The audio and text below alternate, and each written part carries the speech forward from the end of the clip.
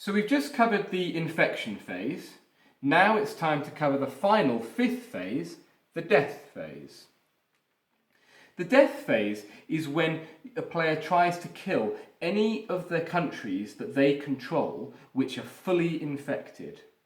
Control is calculated the same way as during the DNA phase, and a country is said to be fully infected when it has no empty spaces left in it.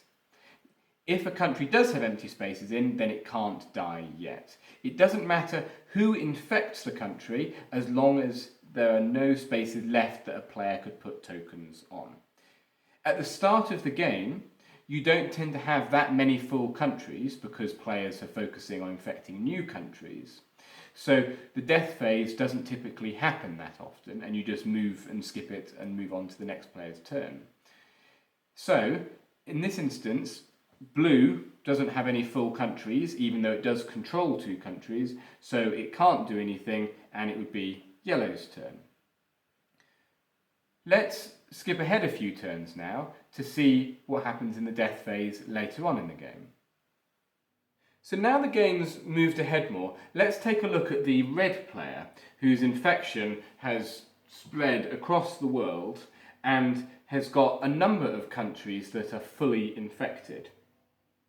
So, you must try to kill a country if you control the country and it is fully infected.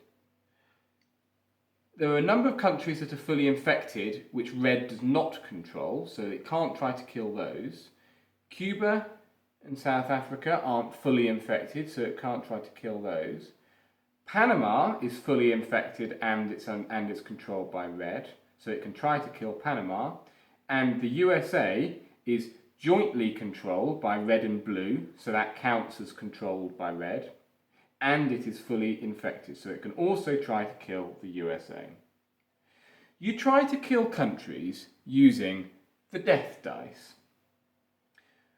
When you do this, you first of all say the name of the country that you're trying to kill, so in this case, Panama, and then you count how much lethality you have on your evolution slide.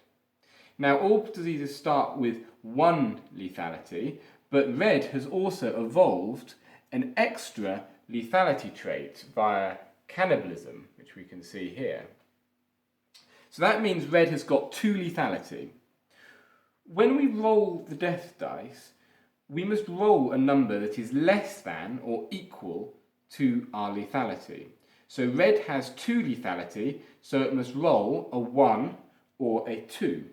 If it does that, then it will successfully kill the country. If it fails to do that, then it doesn't kill the country and nothing happens. It can try again next turn. So first, let's roll the death dice for Panama. 5. Lethality of 2, fails to roll a number less than its lethality, so nothing happens. Panama lives this turn. Now, let's roll for the USA. 1. The USA has been wiped out by these horrific plagues that are happening. So now we need to process what happens when a country dies. First of all, every player in that country scores 1 DNA point per token. So red gets 3 DNA points, blue gets 3 DNA points, and finally yellow gets 1 DNA point. Now, each player who was present in that country also draws an event card, as long as they don't already have 3 event cards. We'll talk more about what event cards do in a moment, but for now, we'll just deal 1 event card to each player who is in that country. Next, tokens are removed from the board and returned to their owner, so they can be used again in the future. And finally, the dead country is removed from the world board and kept by the player who killed it for endgame bonuses later, which we'll talk about in a bit.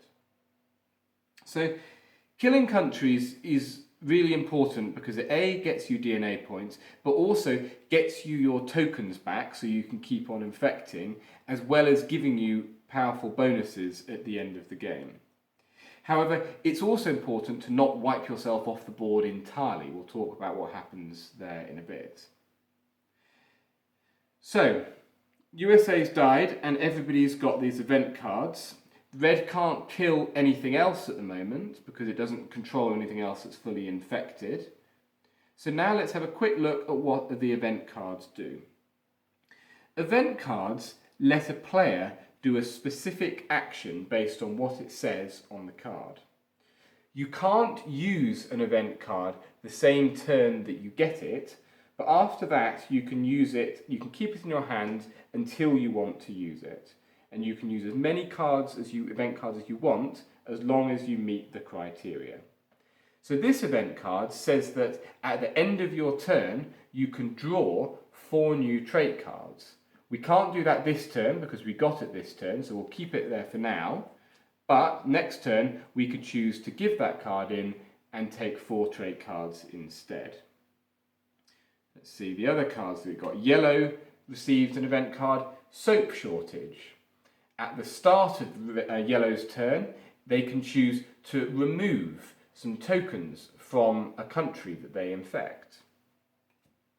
And Blue got an event card, Divine Intervention.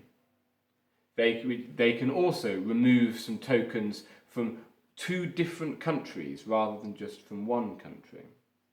So event cards are really powerful and are worth being in a country, because even if you can't kill the country yourself, if somebody else kills it, you still get an event card. So it's worth trying to be in lots of countries that are about to be killed. However, you can only have 3 event cards in your hand at any time. If you already have 3 event cards, you can't take a new event card. So that's the death phase. One final thing to mention on it is what happens if you do accidentally eradicate your plague, or if somebody else wipes your plague off. If you have no tokens left on the board at the start of your turn, then you can come back onto the board as a new disease effectively and pay a small DNA penalty for that. Check out the rulebook in the Commons Questions section on page 7 to see exactly what to do if you've been eradicated. So that's the death phase. Now let's go ahead even further to see what happens at the end of the game.